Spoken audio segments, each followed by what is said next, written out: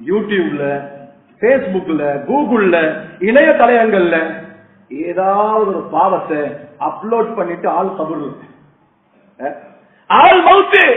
ஆனா அவர் ஏற்றி வச்ச பாவம் இருக்குது உலகளாவிய அடிப்படையில் லைக் பண்ணப்படுகிறது, ஷேர் பண்ணப்படுகிறது.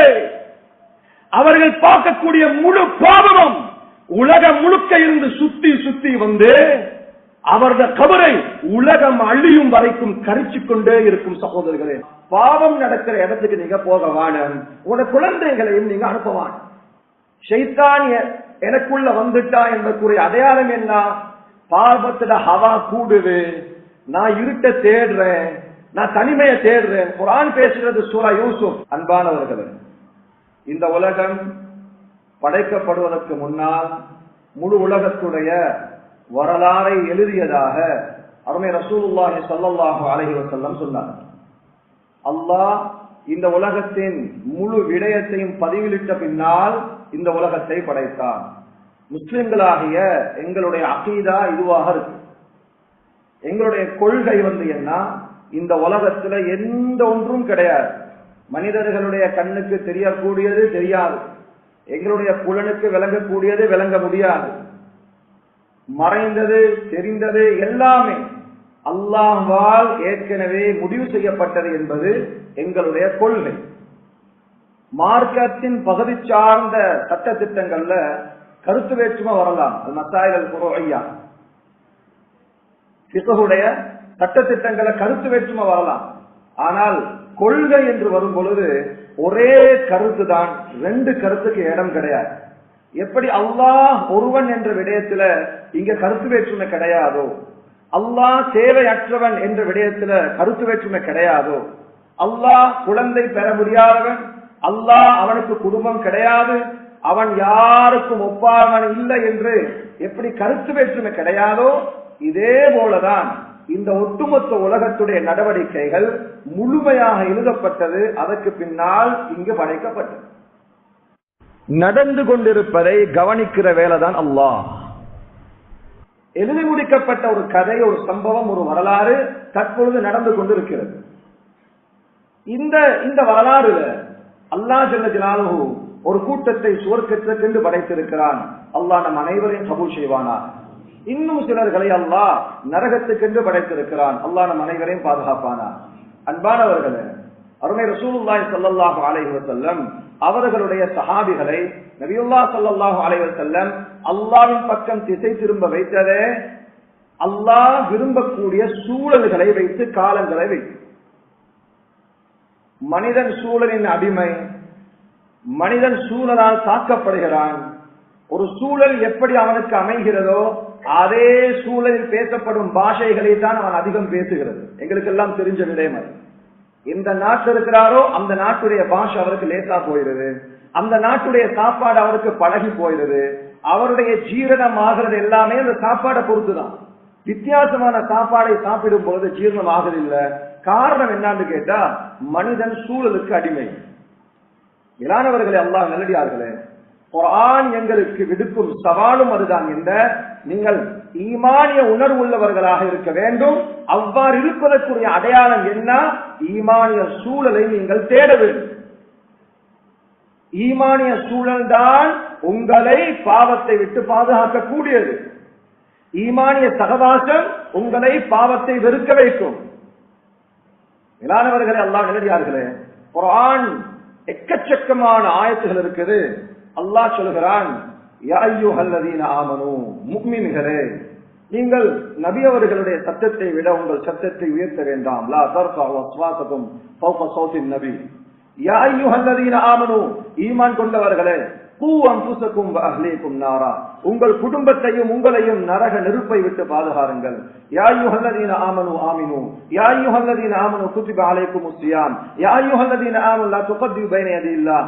கிட்டத்தட்ட 80 சொச்சம் இடங்கள்ல அல்லாஹ் முஃமின்களே முஃமின்களே என்று அல்லாஹ் முஃமின்களுக்கு தான் குர்ஆனை கட்டளையிடுகிறார். குர்ஆனுடைய ஒழுக்கங்கள் எல்லாம் முஃமின்களுக்கு பார்த்து பேசப்படக்கூடிய ஒழுக்கங்கள். இலானவர்களே, வெறுமனே கலிமா மாத்திரம் எனக்கிட்ட இருக்குது, ஈமான் எனக்கிட்ட இல்லையா, இந்த குர்ஆன் என்பது அவருக்கு வெறும் தகவல் புத்தகமாக இருக்குமே தவிர ஒரு காலமும் வழிகாட்டியாக இருக்க. குர்ஆன் சொல்லுகிறது ஹுதல் லில் முத்தகீன் அல்லதீன யுமினூன், ஈமானும் தக்வாவும் யாரிடம் இருக்குதோ அவர்களுக்கு தான் இந்த குர்ஆன் ஹிதாயத்தை, நேர்வழியை கொடுக்கிறது. அது மாத்திரமல்லாம இந்த குர்ஆன் எங்கள்கிட்ட எதிர்பார்க்கிறது என்ன? ஈமான் உடையவர்களாக நீங்கள் வாழ வேண்டுமாக இருந்தா ஈமானிய சூழலில் வாழுங்கள், ஈமானிய சூழலை தேடுங்கள். முதல் மனிதர் ஆதம் அலைஹிஸ்ஸலாத்து வஸ்ஸலாம். அல்லாஹ் சொர்க்கத்தை படைச்சான். படைச்ச பின்னால ஆதம் அலைஹிஸ்ஸலாத்தை படைச்சு ஹவ்வா அலைஹிஸ்ஸலாத்தையும் படைச்சு ரெண்டு பேருக்கும் அல்லாஹ் கட்டளை போட்டா என்ன? குலா மின்ஹா ரகதன் ஹைது ஷித்துமா, நீங்க ரெண்டு பேரும் தாராளமா சாப்பிடுங்க. சொல்றது இந்த சொர்க்கத்தை நல்லா நீங்க அனுபவிங்க. பாலாறு, தேனாறு, நீராறு, மதுவாறு. சூரா முஹம்மத் அல்லாஹ் 4 ஆறுகளை குர்ஆனில் சொல்கிறான். முஸ்தஃபா, கலப்படம் இல்லாத, கலப்படமற்ற பால், தேன், மது, நீர். அல்லாஹ் சொல்ற ரெண்டு பேருக்கு நீங்க அனுபவிங்க. சொர்க்கத்துடைய இன்பங்களை அனுபவிங்க. நினைச்ச சாப்பாடு. சொர்க்கவாதிக்கு மலம் ஜலம் போறது கிடையாது. அது தனித்தலையங்கம் சுவர்க்கம் என்பது. எல்லாத்தையும் சொன்ன அல்லாஹ் ஒரே ஒரு சோதனையை கொடுத்தா என்ன? ஒரு மரத்தை அல்லாஹ் காட்டி சொல்றான், வலா தக்ரபா ஹாதிஹி ஷஜரா, அந்த பழத்தை சாப்பிட வேணான்னு சொல்லல. அல்லாஹ் சொல்றான் என்ன? அந்த மரத்தை நெருங்க வேண்டாம், அந்த சூழலுக்கு நீங்க போயிடவான. நீங்க அந்த பழத்தை, அந்த மரத்தை நெருங்கிட்டா, அந்த சூழலுக்கு போயிட்டா, அந்த இடத்துல 3வது ஒரு ஆள் வருவான். அங்க ஷைத்தான் வருவான். அவனுடைய சூழலுக்கு நீங்கள் சிக்குண்டால் பாவம் செய்யாம அந்த இடத்தை விட்டு வெளியே வரையில. அதனால தான் இஸ்லாம் சொல்லுகிறது, கட்டளையாக எங்களுக்கு விடுக்கிறக்கூடிய விடயம் என்ன தெரியுமா? பாவம் நடக்கிற இடத்துக்கு நீங்க போக வேணும், உங்களோட குழந்தைகளையும் நீங்க அனுப்பவான். அல்லாஹ் ஷைத்தானுக்கு வச்ச பேர் ஹன்னான். அல்லாஹ் வச்ச பேர் ஹன்னான். ஹன்னாஸ் யாரு? மக்களுடைய உள்ளங்களில் பாவத்தின் ஊசலாட்டங்களை போடக்கூடியவர். நேரடியாக உள்ளத்தோடு அவன் பேசுவான், ஆசைகளை உண்டாக்குவான். அல்லதி யுவஸ்விசு ஃபீ சுதூரின் நாஸ், மக்களுடைய உள்ளங்களிலே அவன் குழப்பங்களை உண்டாக்கி கொண்டே இருப்பான். ஷைத்தான் எனக்குள்ள வந்துட்டா என்பதற்குரிய அடையாளம் என்ன? பாவத்துல ஹவா கூடுது, நான் இருட்ட தேடுறேன், நான் தனிமையை தேடுறேன். குர்ஆன் பேசுகிறது சூரா யூசுப். யூசுப் அலைஹிஸ்ஸலாத்து வஸ்ஸலாம் அவர்களுக்கு அல்லாஹ் சொர்க்கத்தில் அழகெல்லாம் கொடுத்திருந்தார். ஜுலைஹா பின்னால யூசுப் அலைஹிஸ்ஸலாமுடைய மனைவியா மாறினாங்க. அதற்கு முன்னால யூசுப் அலைஹிஸ்ஸலாமுடைய அழகுக்கு அவர்கள் அடிமையாகினார்கள். குர்ஆன் பேசுகிறது,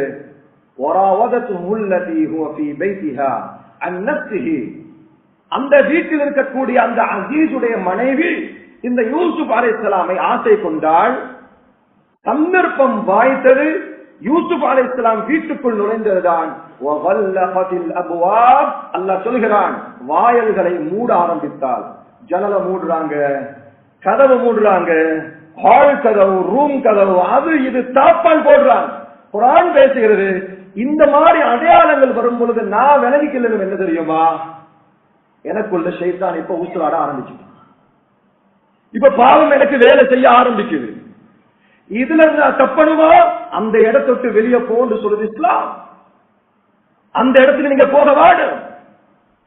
நான் இருட்டுக்குள்ள போறேன், தனிமைக்கு போறேன், அறிமுகம் இல்லாத இடத்துக்கு போறேன், பாவத்துக்கு நான் லொகேஷன் தேடுறேனா? விளங்கிக்கலுங்க, எனக்குள்ளால ஷைத்தானுடைய ஊசலாட்டங்கள் ஆரம்பித்து விட்டது. ரெண்டு பேரும் சொர்க்கத்துல வாழ்றாங்க. ஷைத்தான் என்ன செஞ்சா, ஹவ்வா அலைஹிஸ்ஸலாம்கிட்ட போய் காதுல ஊதுறான், வஸ்வசாவை உண்டாக்குறான். நீங்க அந்த பழத்தை சாப்பிட வேணாம், அந்த மரத்துக்கிட்ட போங்க, அந்த மரத்துக்கிட்ட போங்க, அது என்னவான்னு பார்த்துட்டு வாங்கல.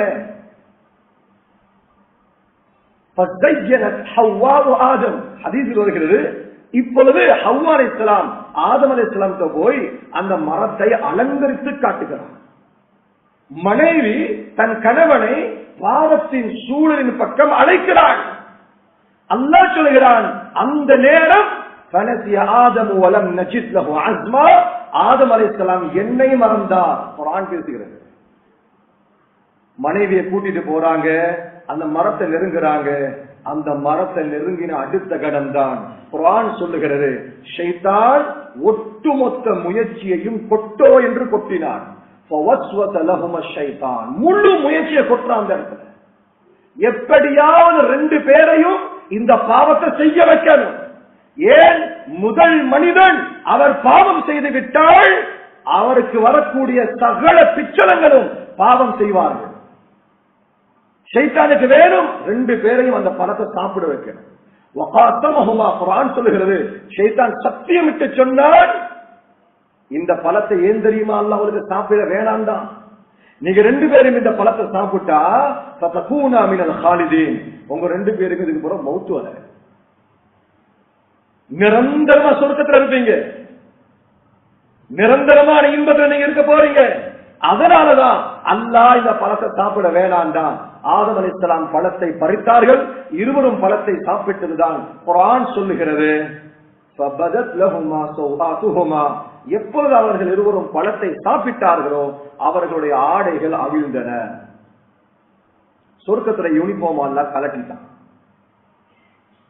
சுவர்க்கத்தின் மரத்தின் இலை குலைகளால் தன் மறைவிடங்களை மறைத்துக் கொண்டார்கள். குர்ஆன் பேசுகிறது, வதஃபிகா யக்திஃபானி அலைஹிமா மின் வரகில் ஜன்னah.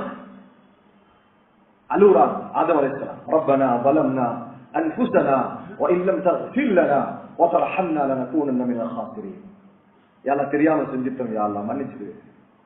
ஆதம் அலைஹிஸ்ஸலாம் அலூராங்க, ஹவ்வா அலைஹிஸ்ஸலாம் அலூராங்க. முத இந்த துஆ ஓதுனது ஆதம் அலைஹிஸ்ஸலாம். அல்லாஹ் சொன்னா, இல்ல நீங்க என்ன வரம்ப மீறிட்டீங்க, நான் போட்ட கோடை நீங்க தாண்டி போயிட்டீங்க, நான் வேண்டாம் என்று சொன்னதை நீங்கள் வேண்டுமென்றே செய்துவிட்டீர்கள், அதனால உங்கள் இருவரையும் நான் சிறைச்சாலைக்கு அனுப்ப போறேன்.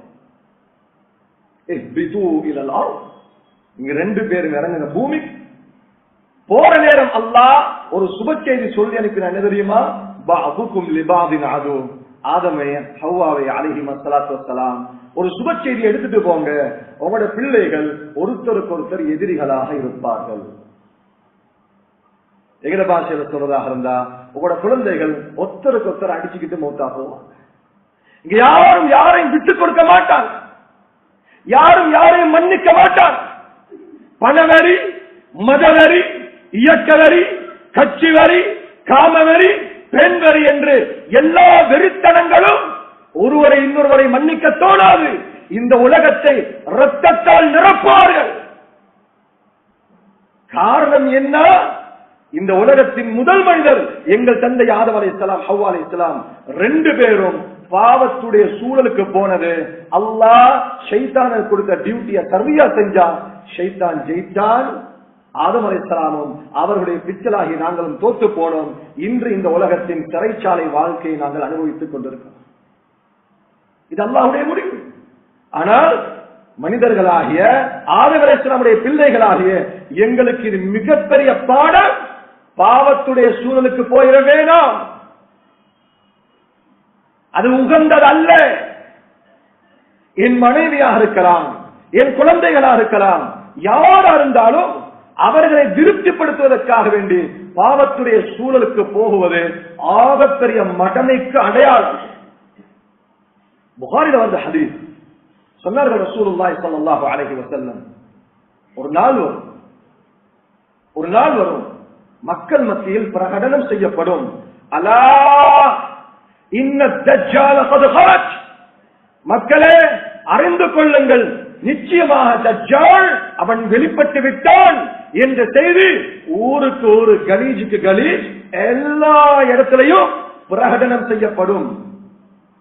இத சொன்ன ரசூலுல்லாஹ் ஸல்லல்லாஹு அலைஹி வஸல்லம் என்ன தெரியுமா சொன்னாங்க?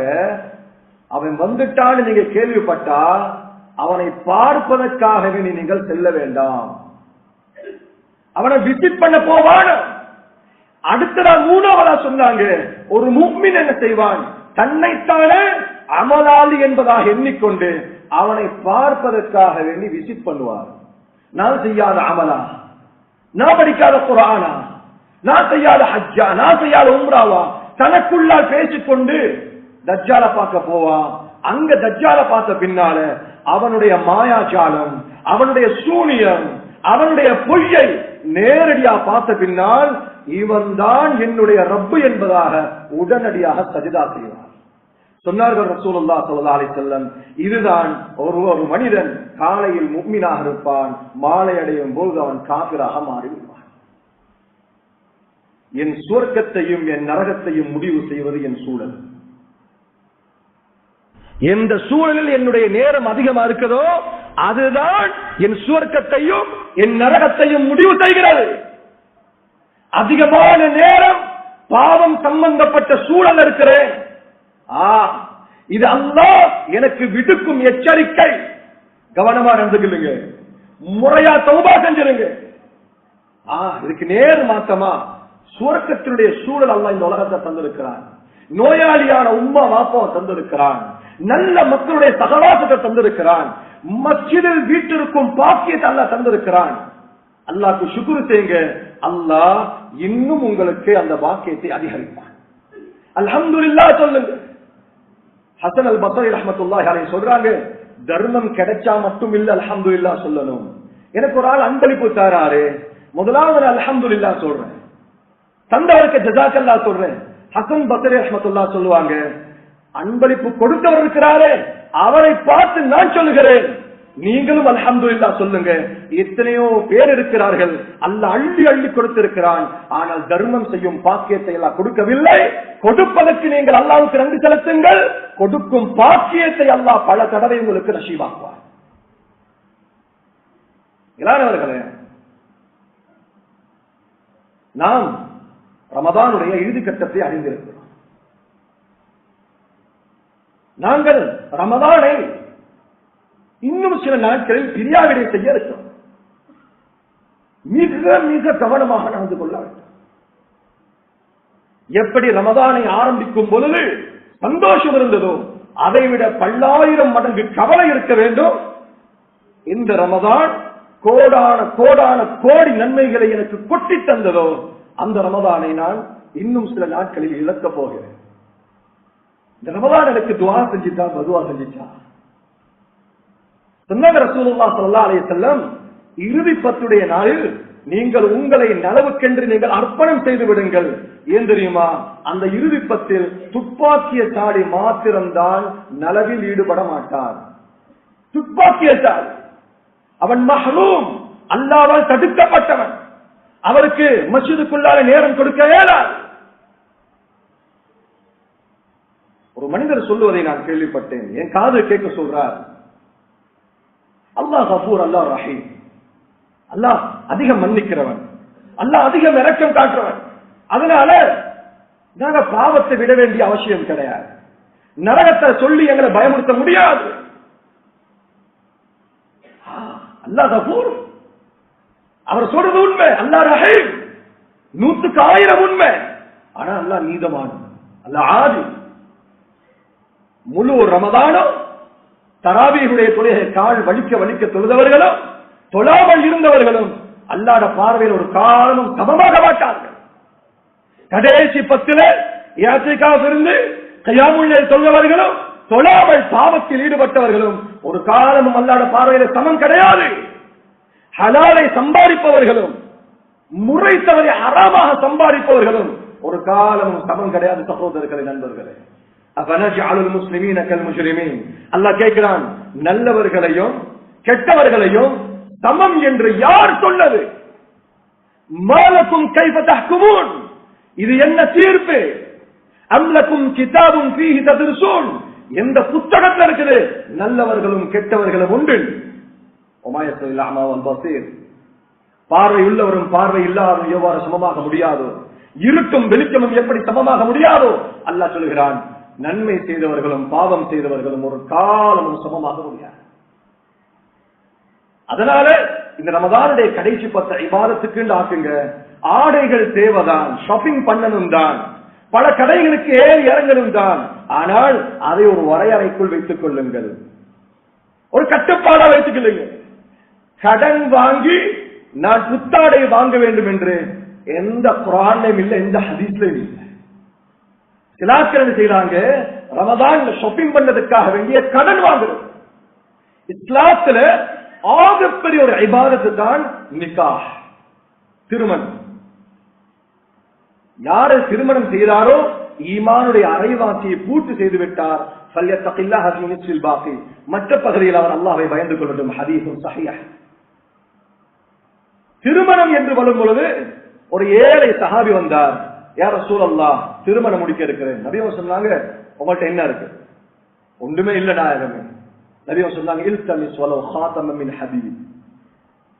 ஒன்றுமே இல்லன்னு சொல்ல வானம், உழைச்சி நீங்க இரும்பாலான மோதிரமாவது எடுத்துட்டு வந்து நீங்க திருமணம் செய்யுங்க. நபி அவங்க சொல்லல கடன் வாங்கி திருமணம் செய்யுங்கன்னு சொல்லல, கடன் வாங்கி திருமணம் செய்ய சொல்லல. இன்னொரு ஆள் வந்தார், யார சொல்ல ஒன்றுமே இல்லையே மகர் கொடுக்கிறதுக்கு. நபி அவங்க சொன்னாங்க, குர்ஆன்ல ஏதாவது பாடமா? ஆமா யா ரசூலல்லாஹ், சூரத்துல் இக்லாஸ் எனக்கு பாடம். நபி அவங்க சொன்னாங்க, குர்ஆனை மகராக வைத்து சொன்னாங்களே தவிர அப்துல் ரஹ்மான் பின் அவுஃப்ட போய் கடன் வாங்கிட்டு வாங்க ரலியல்லாஹு அன்ஹு, அவர்கிட்ட போய் கடன் வாங்குங்க, கிடையவே கிடையாது. இஸ்லாம் கடன் எடுப்பதையும் கடன் கொடுப்பதையும் மிக தெளிவாக சொல்கிறது. கடன் எடுப்பதை தவிர்த்து கொள்ளுங்கள். யாராவது கடன் கேட்டால் கொடுப்பதை சுன்னத்தாக்கிக் கொள்ளுங்கள். உமர் பின் கத்தாப் ரலியல்லாஹு அன்ஹு சொல்லுவாங்க, கடன் விஷயத்துல மிக மிக கவனமா நடந்து கொள்ளுங்க. ஏன் தெரியுமா? அவ்வலுஹு ஹம்முன் வ ஆகிருஹு ஹர்புன். கடனுடைய ஆரம்பம் கவலை, கடனுடைய இறுதி யுத்தம் தான். மௌத்தா போனாலும் துவா செய்ய மனசு வராது. அந்த கடனாளிக்கு கடன் எடுத்து ஒரு துவா செய்ய மாட்டார். மிக கவனமாக இருக்க வேண்டும் கடன் விஷயத்தில். அருமை ரசூலுல்லாஹ் ஸல்லல்லாஹு அலைஹி வஸல்லம் அவர்கள் சஹாபிகளுக்கு பழக்கினாங்க, சீக்கிரமா வாழுங்க, கடன் பட்டு வாழ வாழும். எவ்வளவு பெரிய பாவியை அல்லாஹ் மன்னிப்பான், ஏன் ஷஹீத் அல்லாஹ் மன்னிப்பான். ஒரு சஹாபி கேட்டார், அஹ்மத்ல வரக்கூடிய ரிவாயத், யா ரசூலல்லாஹ், நான் யுத்தத்தில் ஷஹீதா அல்லாஹ் என்னை மன்னிப்பானா? நபியல்லாஹ் ஸல்லல்லாஹு அலைஹி வஸல்லம் சொன்னாங்க, நீ புறமுதுகு காட்டாமல் மன தூய்மையோடு. இந்த ரெண்டு விஷயத்தை சொன்னாங்க. நீ புறமுதுகு காட்டி ஓடக்கூடாது, கைர முதுபேர். இதே மாதிரி இஹ்திசாப் இருக்கணும். அல்லாஹ்வுக்காக நீ மாத்திரம் செய்தால் அல்லாஹ்வுடைய சகல பாவத்தை மன்னிப்பான். அவர் போயிட்டார். போய் மறையல்ல, நபி அவங்க திருப்பி கூப்பிட்டு கேட்டாங்க, நீங்க கேட்ட கேள்வியை திருப்பி கேளுங்க. யா ரசூலல்லாஹ், நான் போர்க்களத்தில் ஷஹீதாயினால் அல்லாஹ் என்னை மன்னிப்பானா? சொன்னார்கள் ரசூலுல்லாஹ் ஸல்லல்லாஹு அலைஹி வஸல்லம், நீங்கள் புறமுதுகு காட்டாமல் அல்லாஹ்வுக்காக வேண்டி நீங்கள் யுத்தம் செய்தால் அல்லாஹ் எல்லாத்தையும் மன்னிப்பான். கடைசி ஒரு வார்த்தை போட்டாங்க, இல்ல தைன், கடனை தவிர. ஜிப்ரீல் இப்பதான் வந்து சொல்லிட்டு போறேன், நான் கடன் பட்டுதான் இந்த பெருநாளை செலிபிரேட் பண்ண வேண்டும் என்ற எந்த அவசியப்பாடும் கிடையாது. இஸ்லாம் சொல்லுது, ஈமான் அற்ற லக்ஸரி லைஃப் வாழ்றாங்களே, ஆடம்பர வாழ்க்கை வாழ்றாங்களே, இவர்களுடைய சகவாசத்தை குறைத்துக் கொள்ளுங்கள். உங்களுக்கு கொடுத்த நியாமத்துடைய பெருமதியை நீங்கள் விளங்கிக் கொள்வீர்கள். அதிகமாக ஏழைகளோடு உங்கள் நேரத்தை கழியுங்கள், மிஸ்கீன்களோடு நேரங்களை கழியுங்க. அல்லாஹ் எனக்கு தந்த பாக்கியம் எனக்கு விளங்கும். நான் யார்கிட்டையும் கடனாளியாக மாட்டேன். ஒரு விஷயத்தை மாத்திரம் சொல்லி அடுத்த விடயத்துக்கு நான் போகிறேன்.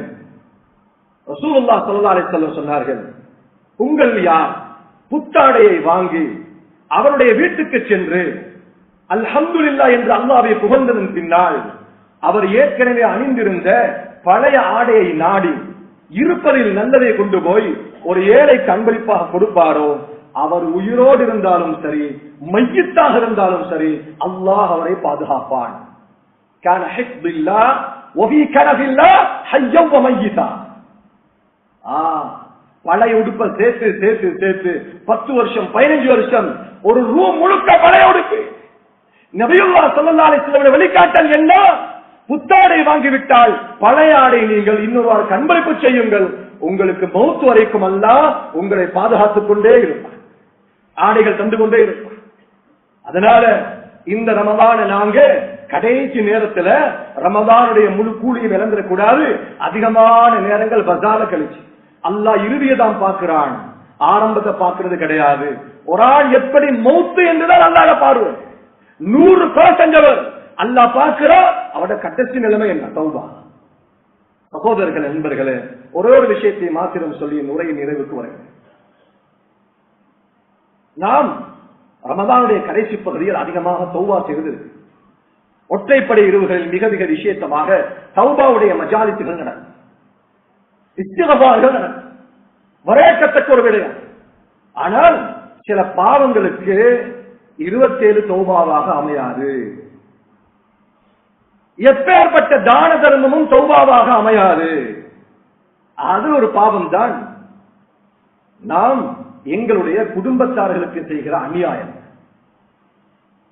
தௌபா செய்வதற்கு முன்னால் அவர்கள்ட்ட போய் ஒரு வாட்டி மன்னிப்பு கேட்டு, உம்மட நெத்திய மோடு, வாப்பட நெத்திய மோடு, அவர்கள்ட்ட போய் மன்னிப்பு கேளுங்க.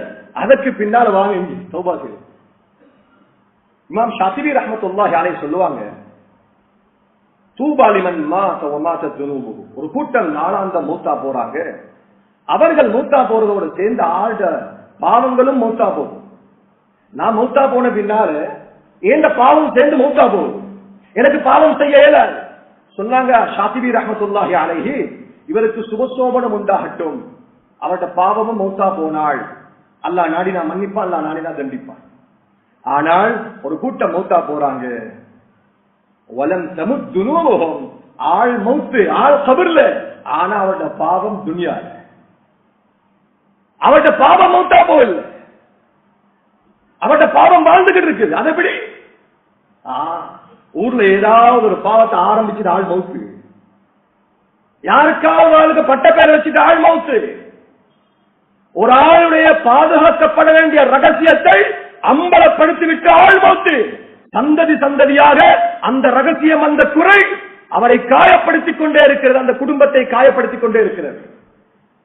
யூடியூப்ல, பேஸ்புக்ல, கூகுள்ல, இணையதளங்கள்ல ஏதாவது ஒரு பாவத்தை அப்லோட் பண்ணிட்டு ஆள் கபூர், ஆள் மௌத்து. ஆனா அவர் ஏற்றி வச்ச பாவம் இருக்குது, உலகளாவிய அடிப்படையில் லைக் பண்ணப்படுகிறது, ஷேர் பண்ணப்படுகிறது. அவர்கள் பார்க்கக்கூடிய முழு பாவமும் உலகம் முழுக்க இருந்து சுத்தி சுத்தி வந்து அவருடைய கபரை உலகம் அழியும் வரைக்கும் கரிச்சுக் கொண்டே இருக்கும். சகோதரர்களே, சொன்னார்கள் ரசூலுல்லாஹ் ஸல்லல்லாஹு அலைஹி வஸல்லம், அல் கபர் இம்மா ரௌதத்தும் மின் ரியாதில் ஜன்னah அவ் ஹுஃப்ரத்தும் மின் ஹுஃபரின் நீரான். கபராகிறது ரெண்டுல ஒன்றுதான், ஒன்று சொர்க்கத்தின் பூங்காவாக இருக்கும், அல்லாஹ் நம் அனைவருக்கும் தௌஃபீக் செய்வானாக, அல்லது நரகத்தின் படுகொலியாக. அதுக்கு தௌபா செய்யணுமா இருந்தா அதை டிலீட் பண்ண. ஏதோ சமூகத்துக்கு நான் ஒரு தகவலை சொல்ல வருகிறேன் என்று யார் யாரோ கம்பெடுத்தவர்கள் எல்லாம் வேட்டைக்காரன் என்ற அடிப்படையில் அடுத்தவர்களின் குறைகளை ஏற்றி விடுகிறார்கள். நாளை அவர்கள் கபருக்கு சென்றாலும் அவர்கள் ஏற்றி வைத்த குறை ஒரு காலமும் எந்த தௌபாவும் அவர் மன்னிக்கிறது கிடையாது.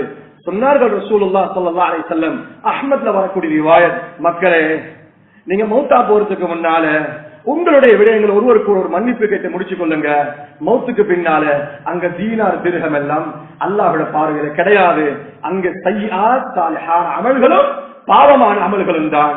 யார் யாருக்கு அநியாயம் செய்திருக்கிறாரோ அவருக்கு சாலிஹான அமல் அவரிடம் எடுக்கப்படும். அவற்றை சாலிஹான அமல் இல்லையா, பேசப்பட்டவருடைய பாவம் அவர் மீது கொட்டப்படும். அதனால மிக மிக கவனமாக நடப்போம், அல்லாஹ்விடம் தௌபா செய்வோம். ரசூலுல்லாஹ் ஸல்லல்லாஹு அலைஹி வஸல்லம் அவர்கள் மௌத்தா போறதுக்கு முன்னால இறங்கின சூரா இதா ஷா நஸ்ருல்லாஹி வல் ஃபத். நபியே, அல்லாஹ்வுடைய உதவி உங்களுக்கு வந்து விட்டது. வரைத الناس يدخلون في دين الله افواجا. மக்கள் கூட்டம் கூட்டமாக இஸ்லாத்துக்குள் நுழைந்து கொண்டிருக்கிறார்கள். இது என்ன விளங்குது? ஓ முஹம்மதே ஸல்லல்லாஹு அலைஹி வஸல்லம், உங்களுடைய டியூட்டி முடியுது. فسبح بحمد ربك واستغفر. இப்ப நீங்க இஸ்திக்ஃபார் செய்யுங்க, அதிகம் zikr செய்யுங்க. ஒரு கடைசி நேரம் வரப்போகுது. கடைசி ரமலான், கடைசி நாட்கள் அடைஞ்சிருக்கிறோம். நான் ரமலானுக்கு முன்னால், முடிவதற்கு முன்னால் இந்த மஜ்மால யார் மௌத்து யார் ஹயாத்து யாருக்கும் தெரியாது. நாங்களும் அதிகம் இஸ்திக்ஃபார் செய்வோம். அடுத்த ரமலான் கிடைக்குமோ கிடைக்காதோ தெரியாது. ஆனால் இந்த ரமலான் என் கைவசம் இருக்கிறது. நான் வாயில் நோன்பை வைத்துக் கொண்டிருக்கிறேன். இஃப்தாருடைய நேரங்களில் அதிகம் இஸ்திக்ஃபார் செய்யுங்கள். அல்லாஹ்விடத்துல கண்ணீர் வடி, யாழ் எனக்கு பல ரமலானதா கண்ணீர் சிந்தன. சகோதரர்கள், அடியாருடைய கண்ணீரை பார்த்து அல்லாஹ் வெட்கப்படுகிறான். ஹஜ்ஜுடைய ஆயத்து வருகிறது குர்ஆன் சூரத்துல் பக்ரா சும்மா அஃபீது மின் ஹைஃபு அஃபாத அன்னாஸ் வஸ்தக்ஃபிருல்லாஹ். ஹஜ்ஜுடைய கடைசி அமல், நீங்க பிறை 10 நீங்கள் காபத்துல்லாஹ்வுக்கு வந்து தவாஃப் செஞ்ச பின்னால ஆரம்பிங்க நீங்க இஸ்திக்ஃபார். இப்ப நீங்க எல்லாம் வீட்டுக்கு போற நேரம் இது. பிறை 10க்கு பின்னால எல்லாம் இப்ப வீட்டுக்கு போக ரெடியான டைம். அல்லாஹ் சொல்றேன்னா இஸ்திக்ஃபார கூட்டுங்க. கடனாளிகள் இந்த மஜ்மால இருந்தா அவர்களை பார்த்து நான் சொல்லுவேன், அலி ரலியல்லாஹு அன்ஹு சொல்லுவார்கள், அதிகம் இஸ்திக்ஃபார் செய்பவரையும் அல்லாஹும்ம க்ஃபினி பிஹலாலிக அன் ஹராமிக் வஅக்னினி பிஃضلிக அம்மன் சிவாக், இந்த ரெண்டையும் யார் அதிகம் செய்வாரோ மலையளவு கடனையும் அல்லாஹ் தூசியை போல் ஆக்கி விடுவார். அதனால அல்லாஹ்விடம் மன்றாடுவோம், அல்லாஹ்விடம் இஸ்திக்ஃபார் செய்வோம். வல்லாஹு சுப்ஹானஹு வ தஆலா எங்கள் அனைவருடைய தௌபாவை இஸ்திக்ஃபாரை ஏற்றல் புரிவானாக.